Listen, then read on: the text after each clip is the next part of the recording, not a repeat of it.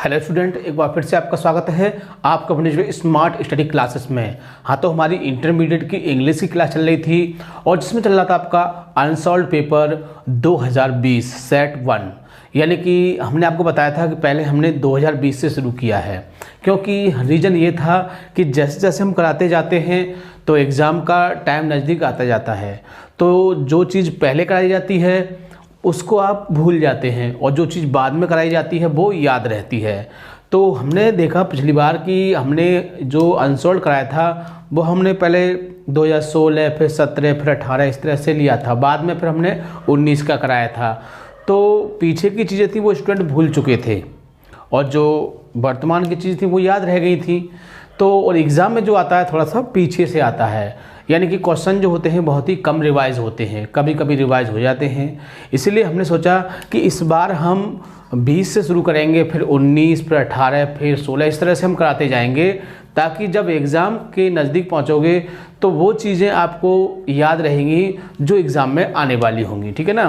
तो हम सबसे पहले सन 2020 का अनसॉल्व पेपर करा रहे हैं और अब तक हम आपको 2 वीडियो उसकी प्रोवाइड कर चुके हैं और हमने जो सेक्शन ए था उसको पूरा कंप्लीट करा दिया था और आपने उसको देखा होगा, समझ में भी आया होगा। ठीक है ना। इसी तरह से हम जो भी इसके क्वेश्चन हैं वो हम इसी तरह से आपको कराते जाएंगे, ताकि जितने भी जो पेपर हैं वो आपकी समझ में पूरी तरह से आ जाएं और एग्ज़ाम में आप उसको लिख के एक अच्छा स्कोर कर सकें।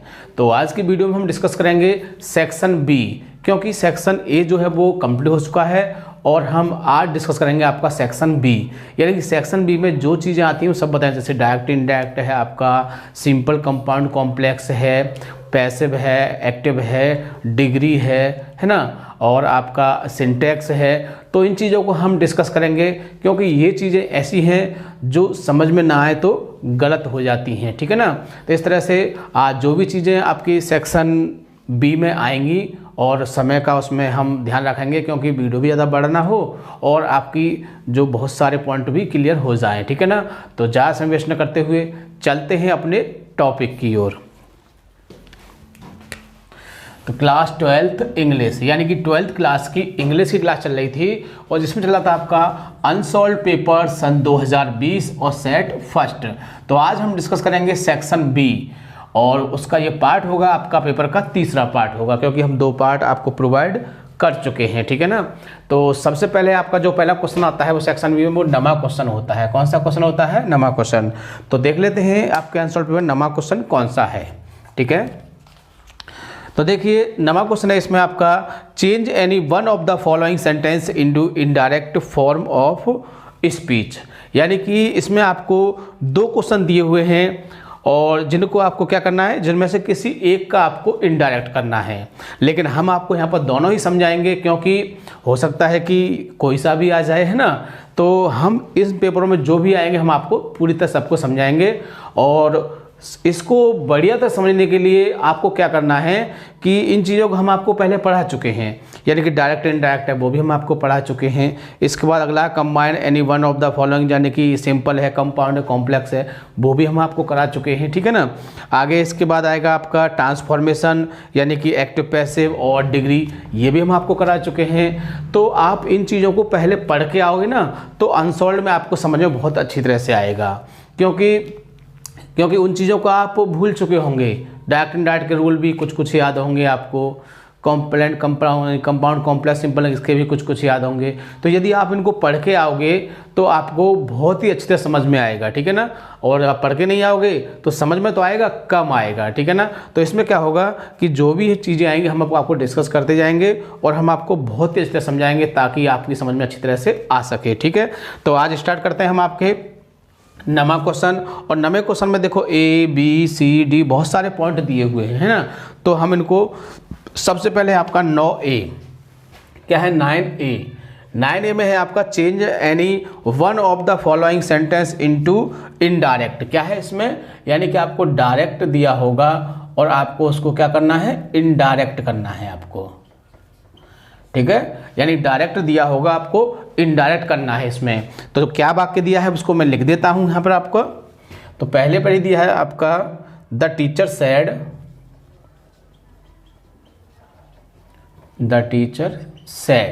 कॉमा, इन्वर्टेड कॉमा, और दिया है आपके आगे honesty is the best policy. Honesty is the best policy. तो honesty is the best policy, full stop. और ये तो इस तरह से ये आपको वाक्य दिया हुआ है। तो फर्स्ट ऑफ ऑल क्या करते हैं, हम सेंटेंस को पहचानते हैं, क्योंकि जब तक हम सेंटेंस को पहचान नहीं पाएंगे हम उसको चेंज नहीं कर सकते हैं। तो पहचानने के दो तरीके होते हैं, इसको आप जानते हैं, इसको क्या बोलते हैं, इसको हम आरवी बोलते हैं और इसको बोलते हैं हम आरएस। तो हमको आरवी में क्या देखना होता है, हमको आरवी में टेंस देखना होता है। क्या देखना होता है, टेंस। और आरएस में क्या देखना होता है, आरएस में हमको सेंटेंस देखना होता है। क्या देखना होता है, सेंटेंस। तो इसमें टेंस कौन सा सेड आ रहा है, तो क्या हो गया, ये आपका पास्ट हो गया। ठीक है, पहचान लिया आपने। तो एक नियम होता है कि जब आरवी पास्ट टेंस में हो तो आरएस का टेंस बदलना चाहिए, लेकिन कुछ कंडीशंस होती हैं उसकी बदलने की। वो क्या कंडीशन होती है, उसमें सिर्फ एक ही कंडीशन होती है बदलने की, कि यदि इस वाले वाक्य में या तो कोई सत्य बात और या फिर आदत, ये दो चीज़ें आपको ध्यान रखनी है, यानी यूनिवर्सल ट्रुथ एंड हैबिट। ये दो चीज़ों को आपको याद रखना है कि ये दो चीज़ नहीं होनी चाहिए, बाकी आपका टेंस बदलेगा। ठीक है, कौन सी बात, यानी कि सत्य बात कह सकते हैं, इसको बोलते हैं यूनिवर्सल ट्रुथ, और आदत यानी कि हैबिट। तो दो चीज़ें आपको देखनी होंगी अगर यहाँ पर पास्ट आई मीन सैड आए तो। ठीक है, तो सैड आ रहा है तो बदलना चाहिए। अब हमको ये देखना है कहीं इस वाक्य में कोई सत्य बात या आदत तो नहीं है। तो वो किससे पहचानोगे, उसके लिए आपको सेंटेंस का मीन आई मीन अर्थ आना चाहिए। तो देखो मैं अर्थ करता हूँ इसका, द टीचर सैड, अध्यापक ने कहा, कॉमा को इसको की honesty is the best policy, यानी कि ईमानदारी सबसे अच्छी नीति है। तो ये कैसी बात है, ये मेरे हिसाब से सत्य बात है ना, क्योंकि ईमानदारी सबसे अच्छी नीति है। यदि व्यक्ति ईमानदार होता है तो उसके साथ सही होता है। तो ये कैसी बात है, ये सत्य बात है। तो क्या होगा, इसमें चेंज हो नहीं होगा, ये बिल्कुल भी चेंज नहीं होगा। तो बनाते हैं इसको, देख लेते हैं। तो इसका इनडायरेक्ट होगा, ये आपका डायरेक्ट है और ये इनडायरेक्ट हम बनाते हैं इसको। तो बनाएंगे, देखो द टीचर, और देखो सैड को सैड ही रहेगा। रीजन आपको पता होगा क्यों, क्योंकि इसमें टू नहीं है ना, आई मीन इसमें ऑब्जेक्ट नहीं है। तो हम आपको बता चुके हैं कि यदि ऑब्जेक्ट होता है तो इसको बदलते हैं, नहीं तो सैड का सैड ही रह जाता है। ठीक है, तो सैड का सैड रहेगा, कॉमा उठा के क्या लगा देते हैं, डेट लगा देते हैं। और आपका ये honesty is the best policy, ये नहीं बदलेगा क्योंकि ये हमारी सत्य बात है। अगर झूठी बात हो तो क्या होता, इस इज को बदल देते बस, यानी इसको बाज हो जाता। ठीक है, तो इसकी एक सारणी है जिसको आपने याद कर लिया होगा, पहले हम बता चुके हैं। देखो हम आपको फिर कह रहे हैं कि यदि आप रूल्स को पढ़ के अगर समझोगे, यानी समझोगे इस पेपर को, अनसॉल्व्ड को, तो आपकी समझ में बहुत ही अच्छी तरह से आएगा, अदरवाइज नहीं आएगा। ठीक है, तो ये था इसका पहला। अब दूसरा देख लेते हैं इसका। दूसरे में क्या दिया हुआ है, the doctor said to the patient, क्या दिया हुआ है, the doctor said to the patient, the doctor said to the patient, comma लगा दिया, इन्वर्टेड कॉमा लगा दिया, आगे दिया हुआ है डोंट, डोंट, इसको डू नॉट भी कह सकते हैं। ठीक है, तो डोंट, और है आगे smoke cigarette, smoke cigarette.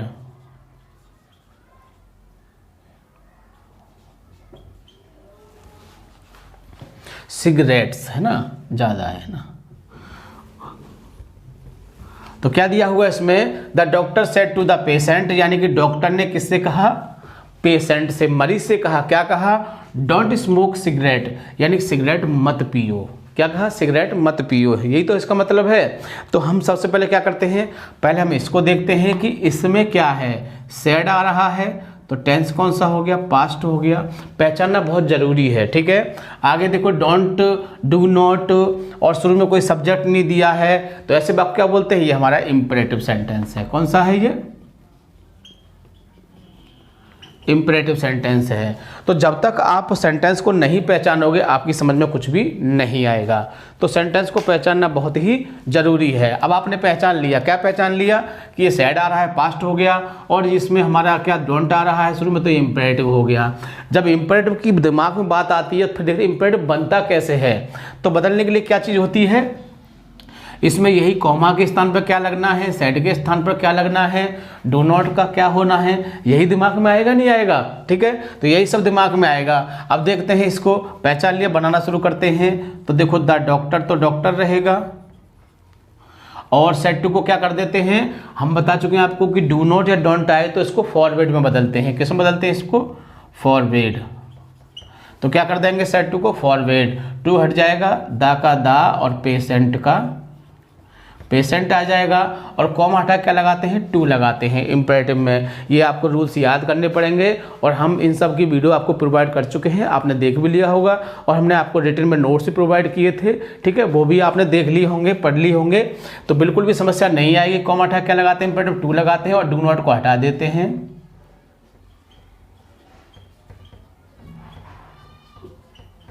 Cigarettes, ठीक है। इस तरह से बहुत ही आसानी से आप बना सकते हैं, बिल्कुल भी समस्या नहीं आएगी।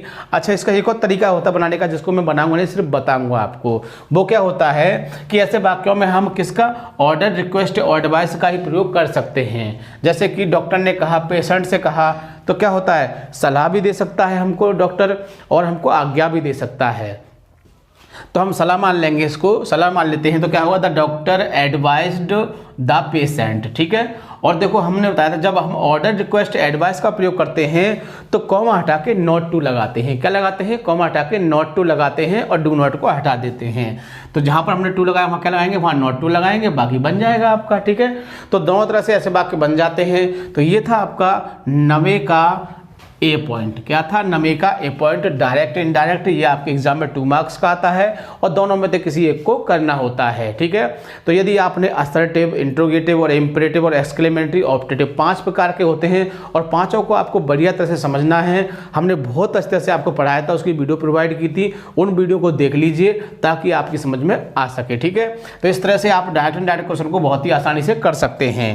अगला क्वेश्चन आता है, combine any one of the following as directed within the bracket. यानी कि आपको वाक्य को बदलना है जैसा उस ब्रैकेट में दिया हुआ है, मतलब जैसा कोष्टक में लिखा हुआ है तो कोष्टक के अनुसार आपको वाक्य को बदलना है।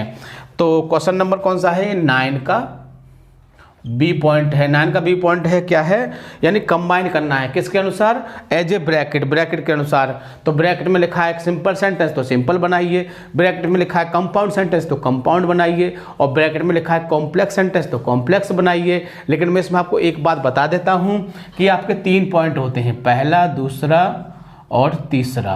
पहले पर क्या आता है, सिंपल आता है, दूसरे पर आता है आपका कंपाउंड आता है, और तीसरे पर आता है आपका कॉम्प्लेक्स, ठीक है। अब देखो मैंने जल्दी जल्दी लिखा है इसलिए स्पेलिंग पे ज़्यादा विशेष ध्यान नहीं दोगे आप, ठीक है, क्योंकि ये मैंने आपको जल्दी जल्दी बता रहा हूँ, क्योंकि ये अदर्स चीज़ें होती हैं, हमारी मुख्य चीज़ क्या है, ये चीज़ है हमारी मुख्य चीज़, ठीक है। तो आपके 3 दिए होते हैं, सिंपल और कंपाउंड और कॉम्प्लेक्स। तो देखो एक तो इसका जरूर आएगा आपके एग्जाम में बात समझे कि एक तो सिंपल जरूर आएगा आपके एग्जाम में, और ये कंपाउंड कॉम्प्लेक्स में से एक आता है। बस समझ में आई नहीं आई, यानी इन दोनों में से एक आता है, ये एक आता है, और दोनों में से करना कितना होता है, आपको एक करना होता है। बात समझ गए। तो देखो यदि आप ज़्यादा कुछ नहीं कर सकते हो तो ये तो दोनों याद करने पड़ेंगे, तभी आपको एक मिलेगा, ठीक है।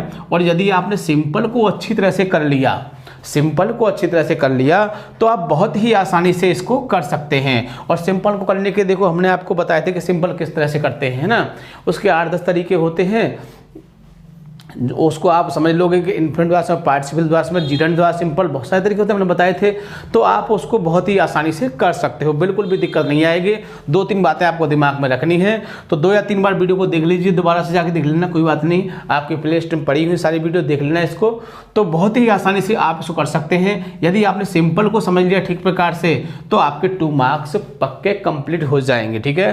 क्योंकि ग्रामर एक ऐसा ऑप्शन होता है जिसको हर एक व्यक्ति नहीं कर पाता है। मान लीजिए लॉन्ग क्वेश्चन आ गया, सब बना बना के लिख देंगे, शॉर्ट क्वेश्चन आ गया, सब बना बना के लिख देंगे, सेंट्रल आइडिया कोई नहीं छोड़ के आएगा, एक्सप्लेनेशन कोई नहीं छोड़ के आएगा, ठीक है।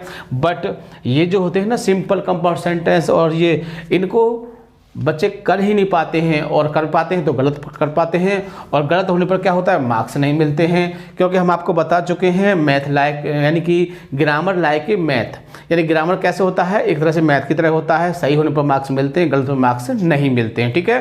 तो इस बात को ध्यान रखोगे। अब देख लेते हैं जो आपके पेपर में दिया है उसको देख लेते हैं, ठीक है। इसके रूल्स तो आपको याद करने ही पड़ेंगे, अदरवाइज आप समझ नहीं सकते हैं। मैं तो यहाँ पर आपको सेंटेंस को बता दूंगा किस तरह से कैसे करते हैं, ठीक है। तो देख लेते हैं इसमें कौन सा दिया है। इसमें दिया है आपका, देखो, ही रन्स वेरी फास्ट, ठीक है। और देखो दूसरा वाक्य दिया है इसमें, he will win the race. क्या दिया है, he will win the race. और देखो ब्रैकेट में क्या लिखा हुआ है उसको भी समझ लीजिए। ब्रैकेट में लिखा हुआ है आपका सिंपल सेंटेंस, सिंपल सेंटेंस से लिखा हुआ है, तो यानी कि आपको सिंपल करना है। और सिंपल करने के देखो बहुत सारे तरीके होते हैं, पार्टिसिपल द्वारा, जीरेंड द्वारा, इन्फिनिट द्वारा, ऑब्सोल्यूट द्वारा, और आपका एडजेक्टिव द्वारा, एडवर्ब द्वारा, इन्फिनेटिव द्वारा, बहुत सारे तरीके होते हैं, आपने सारे पढ़े होंगे। अब आपको यही देखना है कि हम इसको किससे बनाएं, किससे बनाएं इसको। तो आप स्वतंत्र हो, आप किसी से भी इसको बना सकते हैं, बिल्कुल भी समस्या आपको नहीं आएगी। तो देखो बोलो किससे बनाऊं मैं आपको इसको। देखो, ही रन्स वेरी फास्ट, वह बहुत तेज दौड़ता है। He will win the race, वह रेस को जीतेगा, है ना। तो देखो फर्स्ट ऑफ ऑल क्या है कि दोनों इसमें सब्जेक्ट कैसे दिए, सेम दिए हुए हैं। और जब आपके दोनों सब्जेक्ट सेम दिए हों तो उसे हम ज़्यादातर उसे पार्टिसिपल से बनाते हैं। और इसमें आपको देखो वर्ब भी दे रखी है ना। तो वर्ब दे रखी है आपकी, तो आपके दो तरीके हैं, या तो आप इसको इन्फिनिट से बनाओ या फिर जीरेंट से बनाओ, है ना। तो इन्फिनिट से बनाओगे तो आपको टू से बनाना पड़ेगा, और जीरेंट से बनाओगे तो आईएनजी से बनता है, ये आप पहले से जानते हैं, ठीक है, आपने पढ़े होंगे। तो हम इसको किससे बनाते हैं, हम इसको जीरेंट से बना देते हैं। लेकिन जीरेंट के लिए एक चीज़ होनी चाहिए, क्या आनी चाहिए, प्रीपोजिशन आनी चाहिए, जब बनता है तो हम प्रीपोजिशन का प्रयोग भी कर देंगे इसमें। तो प्रीपोजिशन लगा देंगे इसमें हम बाई, क्या लगा देंगे, बाई। अब इसको हम क्या बनाएंगे, जीरेंट फॉर्म में लाएंगे तो क्या होता है, जीरेंट मतलब आईएनजी लगाना होता है, तो डबल एन हो जाएगा। क्योंकि जब किसी कॉन्सोनेंट से पहले कोई वोवेल दिया हो तो अंतिम अक्षर को डबल करके तब आईएनजी लगाते हैं, ठीक है। तो इस बात को भी ध्यान रखोगे। अक्सर हमने देखा है कि व्यक्ति अपने मन के अनुसार ही आईएनजी लगा देते हैं। जैसे लिखा हुआ है यहाँ पर राइट, और कहें इसमें आईएनजी लगानी है तो ऐसे कर देंगे इसमें आईएनजी। ये गलत है, क्योंकि जब किसी के बाद में ई दी हो तो उस ई को हटा के जब आईएनजी लगाते हैं। आईएनजी के कुछ नियम होते हैं, इनको हम कभी आपको बीच बीच में बताते रहेंगे। जैसे हमने आपको एक यहाँ बता दिया कि ये कॉन्सोनेंट दिया हुआ है, इससे पहले वोवेल आ रहा है तो अंतिम अक्षर को डबल करके आईएनजी लगा देंगे, ठीक है। ऐसे ही ई वाला है, ई को हटा के आईएनजी लगाते हैं। और भी नियम आएंगे, बताते जाएंगे आपको, ठीक है। तो ये हो जाएगा। तो वाई रनिंग वेरी फास्ट, ठीक है। अब दूसरा वाक्य है, इसको उतार दीजिए साफ साफ, he will win the race. तो बहुत ही आसानी से आप इसको सिंपल कर सकते हैं। आपके पास बहुत सारे रूल्स हैं, जिस रूल को आप फिट कर लो उससे आपका सिंपल बन जाएगा, ठीक है। लेकिन रूल थोड़ा नियम कानून के अनुसार होना चाहिए। तो ये था इसका पहला। अब दूसरा भी देख लेते हैं। और दूसरे में क्या कह रहा है, देखो इसको, इसमें कह रहा है आपका I bought A watch, I bought A watch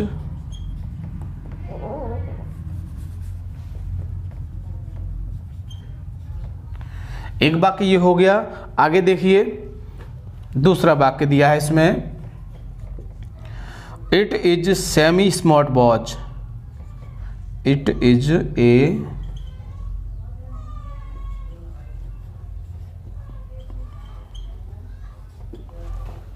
smart watch,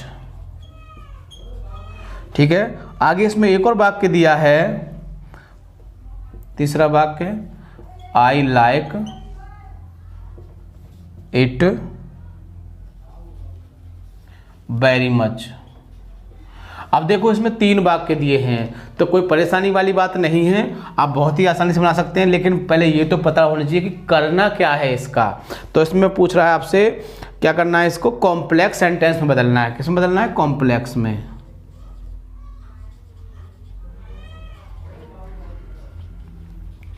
और देखो हम आपको बता चुके हैं, पहले ही बता चुके हैं कि एग्जाम में क्या होगा, एक सिंपल दिया होगा या फिर कंपाउंड और कॉम्प्लेक्स में से एक दिया होगा, ठीक है ना। तो या तो आप दोनों को तैयार कर लीजिए बढ़िया तरह से, या फिर आप सिंपल को कर लीजिए, एक वाक्य आपको बहुत ही आसानी से मिल जाएगा। तो कॉम्प्लेक्स करना है। अब कॉम्प्लेक्स करने के तरीके क्या होते हैं, यानी कि इसको सबऑर्डिनेट कंजक्शन के द्वारा जोड़ा जाता है। किसके द्वारा, सबऑर्डिनेट कंजक्शन। सबऑर्डिनेट कंजक्शन बहुत सारे होते हैं, एक नहीं होते हैं। जिसको रिलेटिव प्रोनाउन द्वारा जोड़ सकते हैं, रिलेटिव एडवर्ब, यानी कि 3 तरह से होते हैं, नाउन क्लॉज, एडवर्ब क्लॉज और एडजेक्टिव क्लॉज। यही तरीका होता है, हमने आपको पूरी डिटेल में पढ़ाया था। चाहो तो आप वीडियोस को देख के इसको सही कर सकते हो, समझ सकते हो, ठीक है, सही, ठीक है। तो हमको बनाना है कॉम्प्लेक्स। अब इतना समय है नहीं कि हम आपको सारे रूल्स बताएंगे। हम क्या करेंगे, हम इस वाक्य के अनुसार देखें कौन सा फिट बैठ रहा है, उसको इसमें लगा देंगे। तो देखो, आई बॉट ए वॉच, मैंने एक घड़ी खरीदी। It is a semi smart watch, यह बहुत ही अच्छे प्रकार की घड़ी थी। फिर I like it very much, मुझे ये बहुत पसंद है। तो क्या होता है इसमें, क्या होता है कि हम किसी एक कंजक्शन का प्रयोग करेंगे, कौन का, सबऑर्डिनेट कंजक्शन का प्रयोग करेंगे। जैसे कि आपके सबऑर्डिनेट होते हैं, आपके बिकॉज है, आपका वेयर है, विच है, हु, हुम, हुज, दैट, विच, है ना, वेयर है, और आपके टिल है, इफ़ है, ऑल दो, ये बहुत सारे कंजक्शन होते हैं इसके। तो हम किसी एक का प्रयोग करेंगे, वो लाइक अर्थ, यानी अर्थ बेस पर होता है। तो देखो, पहले तो ये 3 के 2 वाक्य करेंगे हम। कितने करेंगे, 2, क्योंकि जब भी आप किसी कॉम्प्लेक्स या कंपाउंड बनाओगे तो 3 वाक्य जब आ जाते हैं तो पहले उनके 2 करते हैं, है ना। अब 2 करेंगे, 2 कैसे करेंगे, देखिए, आई बॉट ए वॉच, मैंने एक घड़ी खरीदी, वॉच। अब इसमें भी देखो, वॉच कैसी है, सेमी स्मार्ट, बहुत ही बढ़िया घड़ी है ना। तो सेमी स्मार्ट क्या है, वॉच। तो इसको हम यहाँ से उठा लेंगे, और कहाँ उठा लेंगे, इसके पास, क्योंकि ये घड़ी के लिए ही आया है ना। ठीक, तो हम बनाते हैं इसका, क्या बना रहे हैं, इसका हम कॉम्प्लेक्स बना रहे हैं। तो क्या होगा, आई बॉट ए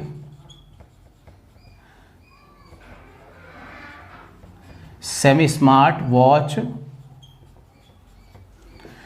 ठीक है ना। जैसे कहते हैं ना गुड बॉय, तो अब गुड को हमने यही उठा लिया, यानी कि ये घड़ी थी और ये किसके लिए आया, ये घड़ी के लिए आया था, तो इसको घड़ी के आगे रख दिया। तो I bought a semi smart watch, है ना। I like it very much, यानी कि मैंने एक बहुत अच्छे घड़ी को खरीदा। अब बात आती है कि घड़ी क्या है।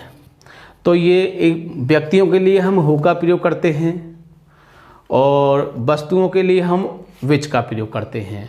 तो घड़ी क्या हमारी एक वस्तु है, तो किसका प्रयोग करेंगे, विच का प्रयोग करेंगे। तो I bought a semi smart watch which. अब इस वाले बात को लिख दीजिए, विच आई लाइक इट के लिए आप स्वतंत्र हैं, इसे हम हटा भी सकते हैं, क्योंकि सारी बातें अब यहाँ आ चुकी हैं। घड़ी की जो बात चल रही थी वो यहाँ आ चुकी है। अगर गलती से आप लगा देते हो तो कोई फर्क नहीं पड़ेगा। आई लाइक वेरी मच, अगर आप इट लगा भी देते हो तो कोई फर्क नहीं पड़ेगा। तो I bought a semi smart watch which, जिसे आई लाइक वेरी, जो मुझे बहुत ही पसंद है, या जिसे मैं बहुत ही पसंद करती हूँ, ठीक है ना।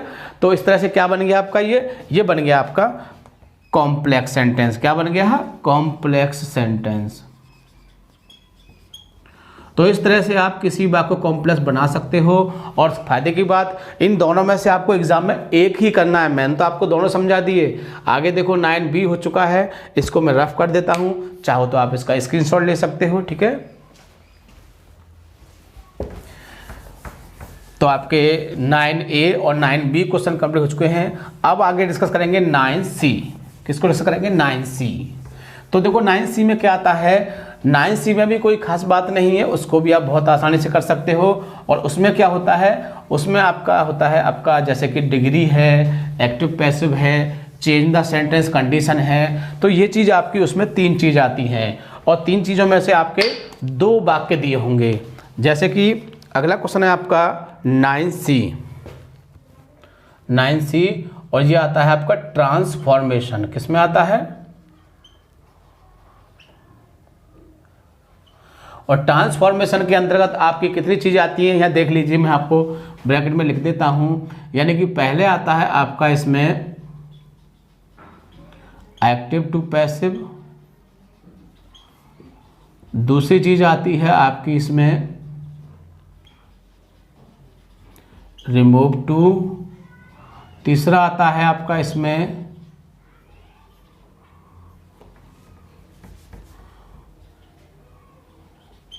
यूज टू, और चौथी चीज़ आती है आपकी इसमें डिग्री, और पांचवी चीज़ आती है इसमें आपकी change the sentence condition.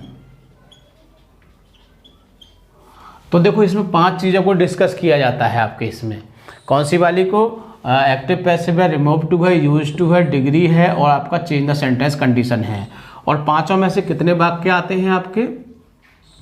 2 sentence, यानी कि 2 वाक्य आते हैं। अब 2 वाक्य कौन से आएंगे इसमें? अब 2 वाक्य इसमें से वो कुछ भी दे सकता है। मैं आपसे ये नहीं कहूँगा कि वो डिग्री देगा आपके लिए, मैं ये नहीं कहूँगा आपको वो यूज रिमूव टू दे देगा, वो एक्टिव पैसिव दे देगा या चेंज द सेंटेंस कंडीशन दे देगा। हमने तो आपको सारी चीज़ें पूरी तरह से पढ़ाई हैं, आप हमारी जाके वीडियोज़ को देख सकते हो। हमने हर टॉपिक को क्लियर किया है, क्योंकि एग्ज़ाम में कुछ भी दे सकता है। हम उससे इस बात को नहीं कह सकते हैं भाई हमने तो एक्टिव पैसिव तैयार किया, तुमने रिमूव टू क्यों दे दिया, अरे तुमने डिग्री क्यों दे दी, तुम्हें तो ये चेंज द सेंटेंस कंडीशन देना था। तो ऐसा कुछ नहीं है। इन पाँचों में से 2 चीज़ों को भी डिस्कस करेगा, इसलिए आपको ये पाँचों ही पढ़नी पड़ेगी और पाँचों को हम पढ़ा चुके हैं। अब इसमें क्या दिया है देख लेते हैं। इस सेट में क्या दिया है? तो इस सेट में दिया है आपका, एक दिया है पैसिव करने के लिए और एक दिया है डिग्री के लिए। यानी कि इसमें आपका एक्टिव पैसिव दिया है और डिग्री दी है, ये 2 चीज़ें दी हैं, बाकी चीज़ों को छोड़ दिया है उसने।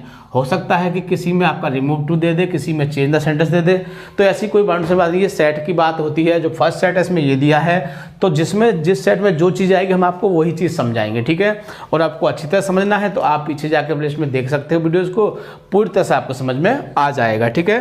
तो देखिए इसमें दिया हुआ आपका सेंटेंस देख लेते हैं। पहला है आपका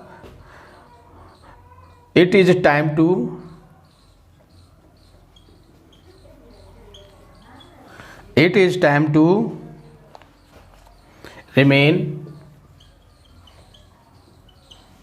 और आगे दिया है कैरियर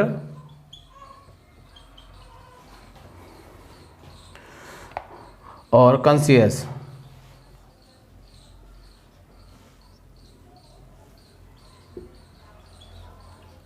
ठीक है, ये सेंटेंस दिया हुआ है आपका इसमें, और ब्रैकेट में क्या दिया हुआ है?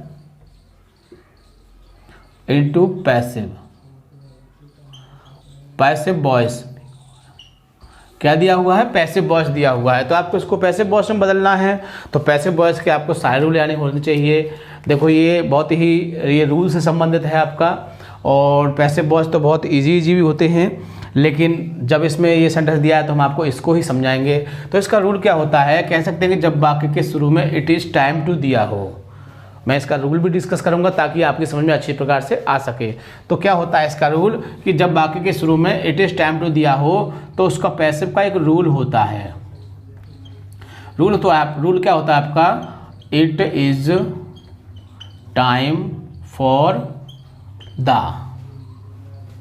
इट इज टाइम टू क्या बोलते हैं? It is time for the, और plus object plus to be plus verb की थर्ड फॉर्म।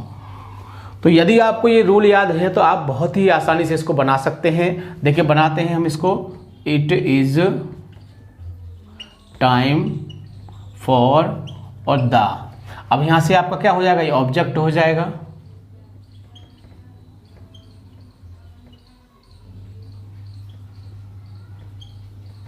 ठीक, यहां तक ले आए आप। It is time for the, और क्या है?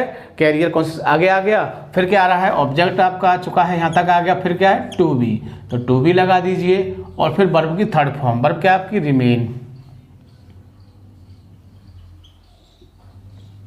Remain.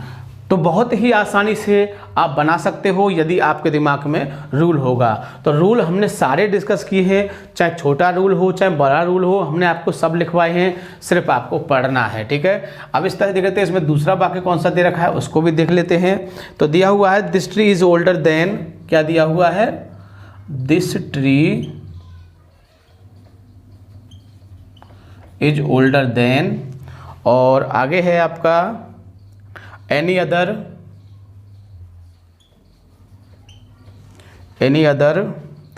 Tree in the garden. और क्या करना है इसको, तो उसमें दिया हुआ है आपका इनटू सुपरलेटिव डिग्री, यानी कि इसको सुपरलेटिव डिग्री में बदलना है। तो फर्स्ट ऑफ ऑल तो आपको पहचानना पड़ेगा। हम पहचानने के तरीके इसमें देन आ रहा है, तो क्या हो गया आपका, ये CD हो चुका है, यानी कि कंपैरेटिव डिग्री है आपका, पहचान लिया आपने। और एक रूल होता है कि जब हम CD से क्या बनाते हैं, SD बनाते हैं, तो जो नियम होता है वो सेम रहता है। जैसे कि पहले फर्स्ट सब्जेक्ट, फिर HV, फिर आपका फिर सुपरलेटिव डिग्री यानी कि CD फॉर्म, और फिर आपका लास्ट सब्जेक्ट। तो इस तरह से बन जाता है, तो कोई बड़ी बात नहीं है, आप बहुत ही आसानी से बना सकते हैं। तो देखिए बनाते हैं इसको हम यहाँ पर। तो ये आपका हो जाएगा दिस ट्री इज, और हमको क्या बनानी है, इसकी क्या बनानी है, सुपरलेटिव SD। तो SD क्या लगाते हैं, EST लगा देते हैं। तो दिस ट्री इज द, इसका भी रूल होता है। और देखो जब हमने आपको पढ़ाया था तो रूल फुल सब लिखवाए थे। यहाँ पर मैं रूल नहीं लिखूंगा, रूल लिखूंगा तो वीडियो बहुत ज़्यादा लंबा हो जाएगा। तो हम नहीं चाहते हैं कि वीडियो बहुत लंबा हो, रूल आप उसमें जाके पढ़ सकते हो। तो इसमें क्या है, this tree is the oldest, और ये पूरा यहाँ से क्या हो जाएगा, हट जाएगा। तो this tree is the oldest tree in the garden. तो क्या बन गया आपका ये SD, क्या बन गया SD, शॉर्टकट में हमने लिख दिया है, S इसका ले लिया, D इसका ले लिया, यानी ये बन गया आपका सुपरलेटिव डिग्री। तो this tree is the oldest tree in the garden. ठीक है, आगे देखो इसमें ये हो गया आपका फर्स्ट हो गया, सेकंड हो गया। अगला पॉइंट है आपका इसमें, correct any 2 of the following sentence, जिसको हम बोलते हैं सिंटैक्स। इसके लिए देखो हम बहुत समय आपने वेस्ट किया था सिंटैक्स के लिए, आपको पता होगा, क्योंकि सिंटैक्स काफ़ी समय में ख़त्म हुए थे, क्योंकि इसके रूल्स बहुत ज़्यादा थे। क्या थे, रूल्स बहुत ज़्यादा थे, इसलिए इनको समझने में दिक्कत हुई। और हमने देखो हर टॉपिक पर आपको इसकी एक्सरसाइज कराई थी ताकि आपकी समझ में आ सके। तो इसको समझने के लिए क्या है, आपको सारे रूल पढ़ने पड़ेंगे और उसको याद करना पड़ेगा। बट मैं यहाँ पर तो उसको करा दूंगा, लेकिन आपको सब कुछ याद करना पड़ेगा। तो देखो मैं इसको रफ कर देता हूँ और फिर इस क्वेश्चन को देखते हैं। इसके बाद हम वीडियो को समाप्त करेंगे, क्योंकि वीडियो ज़्यादा लंबा ना हो जाए। ठीक है, और इसका जो पॉइंट है आपका 9वां, वो भी समाप्त हो जाएगा। देखो इस क्वेश्चन के अंदर काफ़ी चीज़ें डिस्कस की गई हैं, इसलिए हम चाहते हैं कि हर चीज़ आपकी समझ में आनी चाहिए। तो अगला पॉइंट क्या है आपका, करेक्ट एनी 2, यानी कि 9D का क्वेश्चन है ये, करेक्ट एनी 2। ये क्वेश्चन बहुत ही अच्छा है आपका, क्योंकि इसमें आपके लिए चॉइस दी होती है और इसमें आपके 4 दिए होंगे। कितने दिए होंगे, 4। और इसमें चॉइस है, तो चॉइस में तो बहुत फ़ायदा होता है। तो हम यहाँ पर आपको सभी को समझाएंगे, लेकिन आपको एग्ज़ाम में केवल इसमें 2 ही करने हैं। तो पहला दिया है इसमें देखो, आई प्रीफर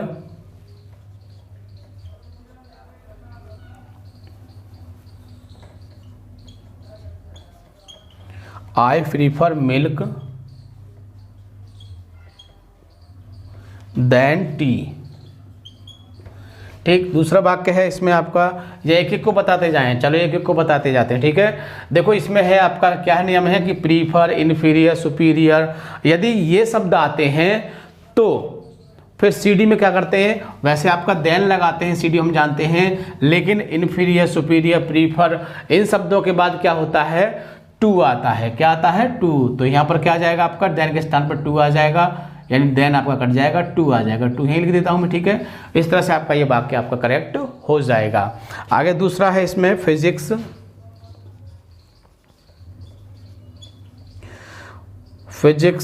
RN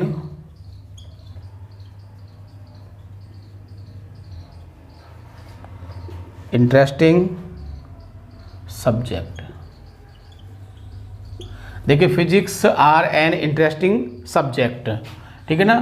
तो अब इसमें देखो फिजिक्स देखने में क्या लग रहा है, बहुवचन लग रहा है। हमने एक रूल लिखा था कि कुछ शब्द देखने में बहुवचन लगते हैं लेकिन वास्तव में वो कैसे होते हैं, वो एक वचन होते हैं। जैसे मैथमेटिक्स है, फिजिक्स है, इनिंग्स है, तो ये शब्द कैसे होते हैं, देखने में क्या होते हैं, बहुवचन होते हैं। क्योंकि आप समझो एस आ रहा है, क्योंकि अक्सर देखा जाता है जैसे कि बॉय, और हम इसका बहुवचन बनाइए तो क्या करोगे आप, एस लगा दोगे, है ना। तो आपके दिमाग में बात बैठी हुई है कि एस लगाने से या ईएस लगाने से हमारा शब्द क्या हो जाता है, बहुवचन हो जाता है। लेकिन ये शब्द ऐसे हैं जो देखने में बहुवचन लगते हैं लेकिन वास्तव में एक वचन होते हैं। तो क्या होगा इसमें, जब इसको एक वचन मानेंगे तो क्या होगा, इज का प्रयोग होगा, आर नहीं आएगा, ठीक है। तीसरा देख लेते हैं इसमें, ही इज एन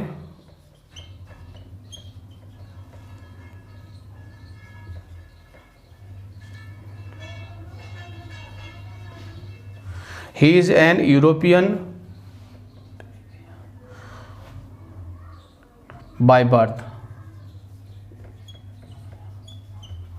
अब देखिए ये भी आ गया। अब देखो इसमें क्या है, हमें किसी गलती दिखाई, इसमें हमें गलती दिखाई दे रही है आपकी आर्टिकल की। क्या गलती है, आर्टिकल। आर्टिकल हमने आपको पढ़ाए थे,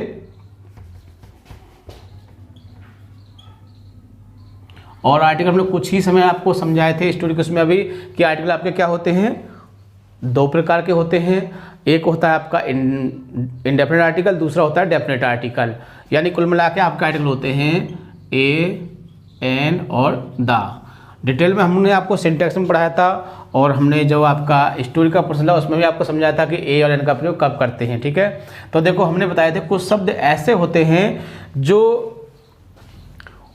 वॉवेल से शुरू होते हैं, यानी कि वॉवेल से शुरू होते हैं, बट उनमें वॉवेल बोला नहीं जाता है, इसीलिए क्या होता है उसमें कॉन्सोनेंट का प्रयोग करते हैं। तो ये है यूरोपियन, जैसे यूरोपियन, तो क्या आ रहा है, या आ रहा है, और या के लिए क्या लगाते हैं, वाई लगाते हैं, और वाई के साथ क्या आना चाहिए, ए आना चाहिए। तो क्या आएगा यहाँ पर, ए आएगा, एन नहीं आएगा, ठीक है। तो इस तरह से ये भी आपका करेक्ट हो जाएगा। अब चौथे वाले को देख लेते हैं, द कैनबेरा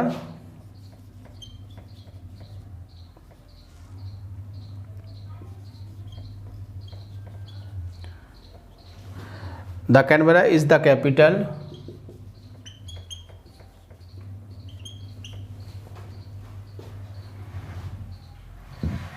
of Australia।